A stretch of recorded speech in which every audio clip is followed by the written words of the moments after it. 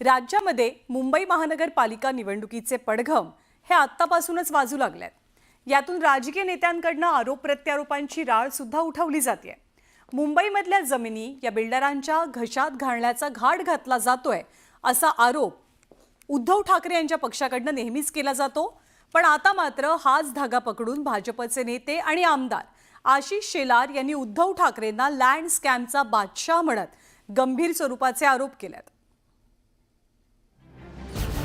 उद्धव ठाकरे मुंबईतील लँड स्कॅमचे बादशाह। आशिष शेलारांची उद्धव ठाकरेंवर सडकून टीका। आशिष शेलारांची ऑडिओ क्लिप व्हायरल। ठाकरेंच्या पक्षाकडून जोरदार पलटवार।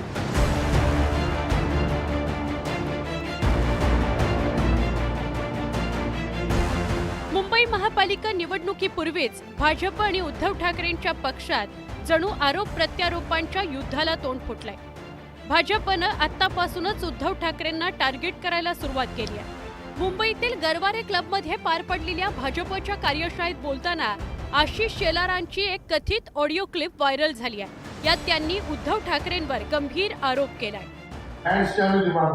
मुंबई की पूरी जमीनों की स्कैम का बादशाह ये उद्धव ठाकरे का दल है और इसके लिए उसके दिमाग में सिर्फ लैंड स्कैम, उसने नया बात छोड़ दिया।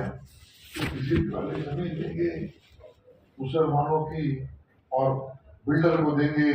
अरे मैं तो उसको सवाल पूछता हूँ, 25 साल कॉर्पोरेशन में तुम था, 25 साल में मुंबई शहर की एक प्रॉपर्टी की स्क्वायर फीट की कीमत 1-1 लाख रुपए है, 1 स्क्वायर फीट की।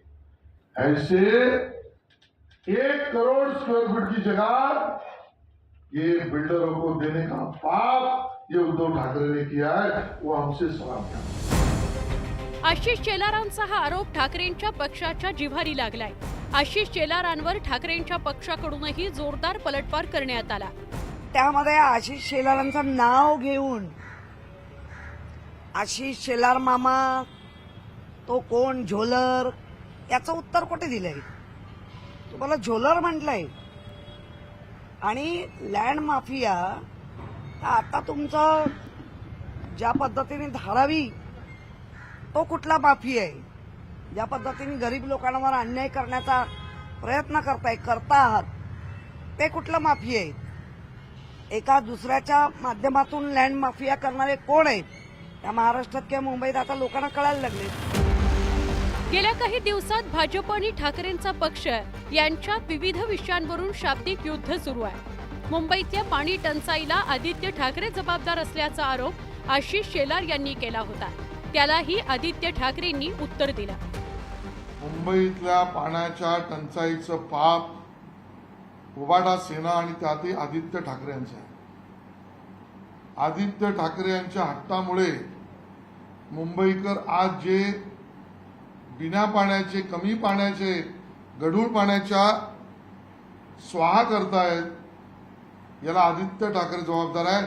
माझ्या प्रश्नाचं त्यांनी उत्तर द्यावं।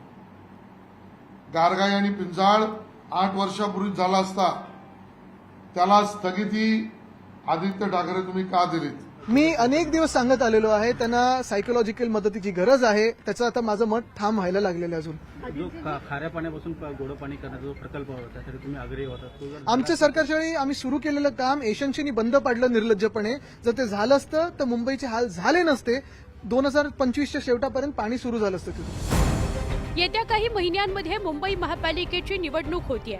खरं तर गेल्या अनेक दशकांपासून मुंबई महापालिकेवर शिवसेनेनं सत्ता गाजवली आहे। पण शिंदेंच्या बंडानंतर शिवसेनेची 2 शकलं झाली। त्यामुळे आगामी मुंबई मनपाच्या निवडणुकीत उद्धव ठाकरेंची राजकीय कसोटी लागणार आहे। या पार्श्वभूमीवर भाजप आणि ठाकरेंमध्ये सामना रंगलाय। Bureau report, news 18 Lokmat, Mumbai.